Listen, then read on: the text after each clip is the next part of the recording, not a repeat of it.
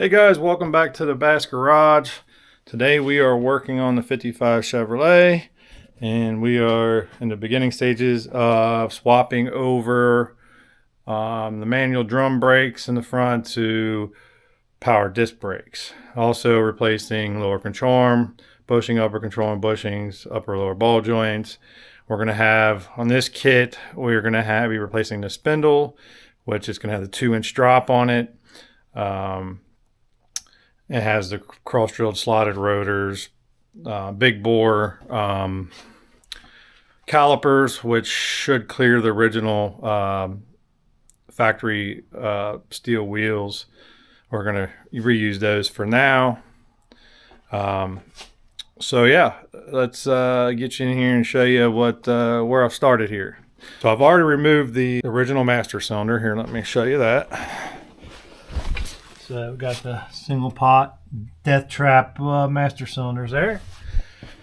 So we're gonna have a dual one on the new one. So this is where the master cylinder was. Let's clean up the rust a little bit. Get ready to put some rust inhibitor on there before mounting anything up. And probably put some chassis black, Eastwood chassis black on there. Just doing the area right now where that's going to get mounted. I'll finish the whole engine compartment at a later date once I do the engine swap in the future. I just want to do this now so I can be one and done. I don't have to remove nothing later.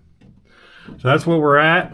And let me get started on this and I'll be right back with you. All right, guys, I'm back here. I got this rust inhibitor and Eastwood chassis black on here. Just in the area where we're going to be putting the power booster and master cylinder. Like I said, the rest I'm not worried about till way down the road, and I'm just worried about this. So then later on when I do the rest of the engine compartment, I won't have to worry about this area. Plus I'll have to worry about rust being behind the brackets and what have you. It's very important. If that rust out, you're kind of screwed. You have to replace the whole thing because you know, you've got to make sure that's solid for your brakes. All right, so I'll be back here shortly. I'm gonna let this set them dry for some time before I mount the power booster and master cylinder, so it's good and dry. So I'll probably move on to potentially getting the start on one side, get the wheel off, drum off, and start cleaning and soaking some of the nuts and bolts to get this suspension disassembled and ready for some new parts being thrown in there. All right, guys, got the left front wheel off. Got some of this stuff soaking because it's been on it for so long. I know this stuff has been replaced before, the brake lines and everything. So first things first, got to get this cap off right here. So you get your big screwdriver, find the slot, just kind of work your way around and pull that cap off. Somebody's been in here recently. It's got a lot of new grease in here, which is good. Then we got the cotter key, cotter pin that we have to get out of here. And whoever did this last really made it a little harder on me.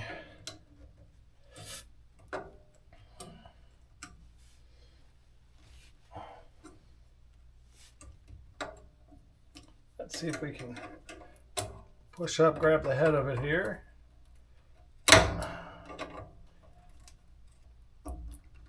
Let's see if we can pull it on out, because you don't reuse these anyway, at least you're not supposed to. Put that in the cap. All right. Now there's a nut right here. Kind of hard to see with all the grease.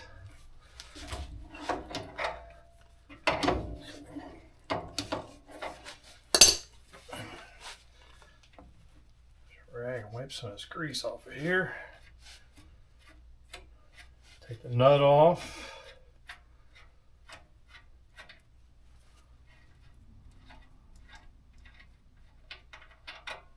Put that in there. You got this little washer thing right here with the bearing there behind it. Came out right with it. So we'll put all that in the cap. All right. Lift this drum off. Just like that, ladies and gentlemen, that's how you remove the drum. Drum off a Tri-5 Chevrolet. 1955, 1957. But, you know, most of the Chevys are pretty similar.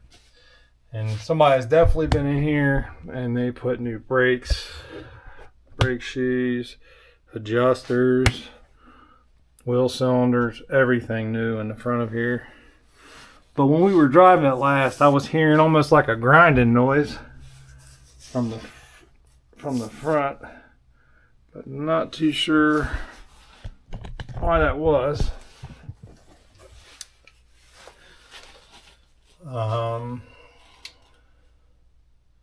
Trying to think what's going to be the best way to do this. Okay. Probably going to have to take the brake line and brake hose loose because we have new ones for the calipers. So let me show you that real quick. Yeah, so there's a clip right here that holds the hose in place, and you got your line. So you'll basically take that loose. But if yours is really rusted or corroded, you probably got to soak it, maybe even heat it up to get it loose. Or it may twist and break, and you got to replace all that. And then come here, pull this out, and then we can remove the brake hose. Just have you a drain pan ready so they don't get all over the floor, make a mess. So let me do a few things here, get set up, and we'll be right back with you. All right, guys. So I got the brake hose here disconnected, and that just basically went through there like that, and the clip clipped on the back. So that's good. I got the outer tie rod disconnected. I do have some new ones that we may put on after I get everything else done. So I got a couple options here. I need to get, there's 2 bolts here, nuts. I need to get those off because I got to reuse this arm here for the new ones. So I could either try to take it off now or after I get the spindle off. I think I'm just going to work on getting that mess right there cleaned up. And under here, I mean, I don't think it's ever been a long time since that thing's been apart. So I got to clean all that up and see how I'm going to get all that stuff loose. So let me see what I can do, and I'll be right back. All right, guys, we got lower and upper control arm off. Both of them are laying over there. I wound up breaking one bolt off, shock bolt off there, so I'm soaking it. I'm going to heat it up and try to get it out the opposite way. Hopefully be able to get that out. But I mean, this is all original ball joints. I mean, they're all riveted in. That's going to be the next fun thing. I'm starting to see why guys go with tubular control arms, because it's just a lot easier, less work, but it costs a lot more money. So depends on if you're on a budget or if you just like the original stuff. But like all this is going to need to be cleaned up and coated. Yeah, this really, really old stuff's been together for so long, and takes quite a bit to get it loose. But going back should hopefully be easier. So I have a lot of cleaning to do.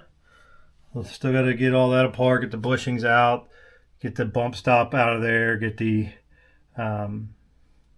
ball joints out, get the new ones put in, get everything cleaned up.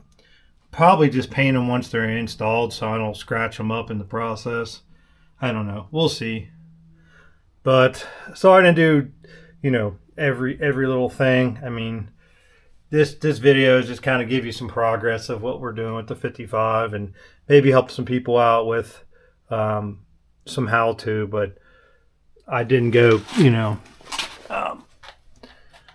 step by step, but just no, you can do this. Just make sure you get you some MAP gas or a acetylene torch, which I have one of those in the corner, but if I don't have to get it out, I don't. Make sure you get one of those, and just have some patience. Get you some Kroil. Kroil's some good stuff. It's expensive, but it's good. And just don't be in a rush. Like, I'd love to get this done, everything done today, but it's not going to happen because I got steps how I want to do things. So I'll be back here in a little bit with an update. All right, guys, I'm back with a little update. I think the last part I had took everything out, control arms, what have you. I'd said I'm going to put some more modern in here. Got rid of the old ones. Now we have tubular control arms.